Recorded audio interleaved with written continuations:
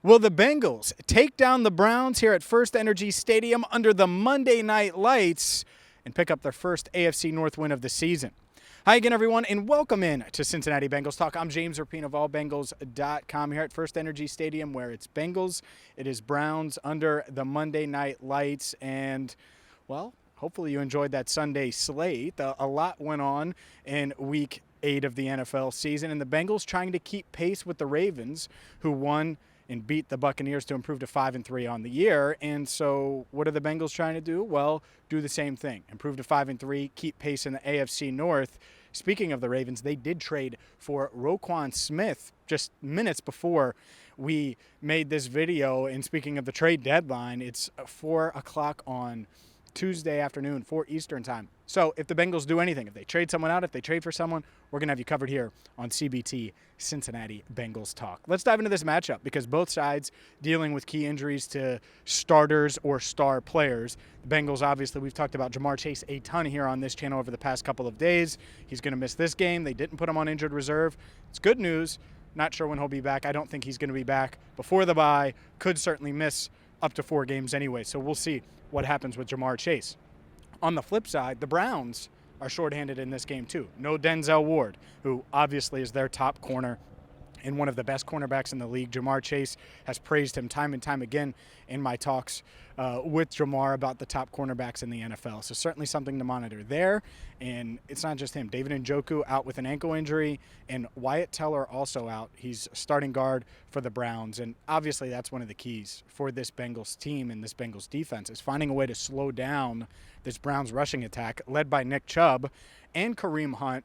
Kareem Hunt reportedly on the trading block. So will the Browns feature him a little bit more now? Will they not use him as much because they don't want him to get nicked up or anything ahead of Tuesday's trade deadline? I think that's certainly an interesting storyline going into tonight's game, a game where this Browns team is going to be desperate. They're 2-5 on the year. They've lost 4 straight, but they're at home. It's Halloween. It's Monday Night Football. And you can't fall to 2-6 with the playoff aspirations that they had going into the season. So this is a tough it's going to be a tough game for the Bengals, regardless of who's shorthanded. Even if Ja'Marr was playing, I thought all along that this would be a tough game. And so the first key on defense, like I said, stopping Nick Chubb, slowing down that rushing attack, making Jacoby Brissett throw the ball. Obviously, he has Amari Cooper. Outside of that, the Donovan Peoples-Joneses of the world, they flashed, but they've been inconsistent this season. So if you're the Bengals, that's what you want to do. And on defense, Cam Taylor-Britt getting the start. Eli Apple, we're not sure if he's going to be inactive for sure yet or not, but could certainly be inactive tonight dealing with that hamstring injury. The Bengals did elevate Dominique Davis, the defensive tackle, to help in the middle there with DJ Reader, Josh Tupou, both out for tonight's game. Flip it and look at this Bengals offense. Well, we mentioned no Ja'Marr Chase, but it's not just Ja'Marr. No Stanley Morgan Jr. either as he continues to recover from a hamstring injury. So that means Trent Irwin got elevated from the practice squad. So Dominique Davis and Trent Irwin both will be active tonight as the Bengals try to get their first AFC North win of the season. And to me, it's a little windy. There's a threat of some rain, but overall, talking about late October, essentially early November here in Cleveland, weather's pretty good.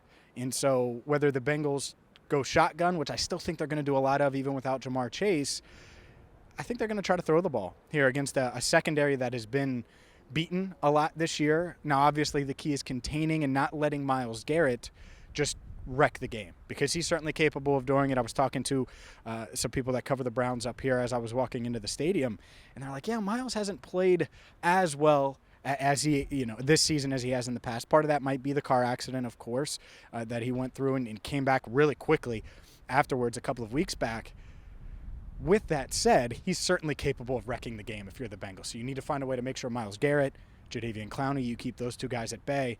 And maybe that is with the rushing attack. They've been beaten on the ground this year. Certainly their linebackers leave something to be desired. That's why they traded for one with Atlanta a couple of weeks back. And their defensive tackle spot, certainly a weakness on this team. So the Bengals offense, I think it's a big key to get going.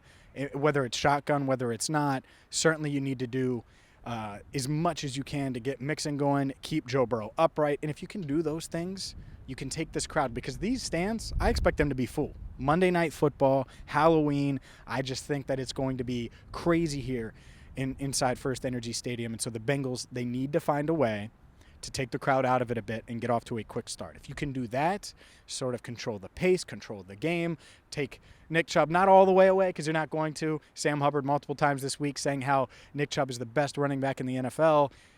They haven't been shy about saying that and praising this rushing attack for the Browns.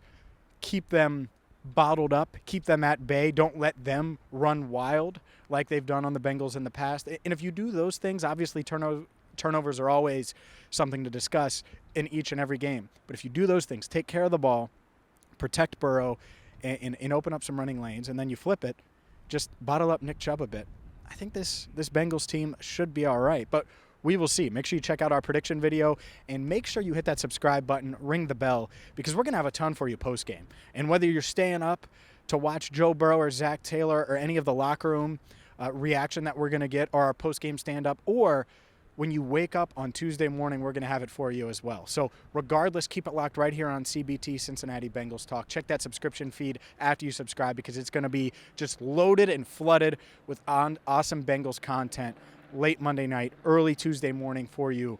Instant reaction from the game that you're not going to get anywhere else, to be quite frank with you. So happy Halloween. Enjoy the game. We will be back after the game reacting. Check out allbengals.com for in-game updates. And thank you so much for watching. For Andrew Fox-Miller, our channel coordinator, I'm James Rapien, signing off for now on CBT, Cincinnati Bengals Talk.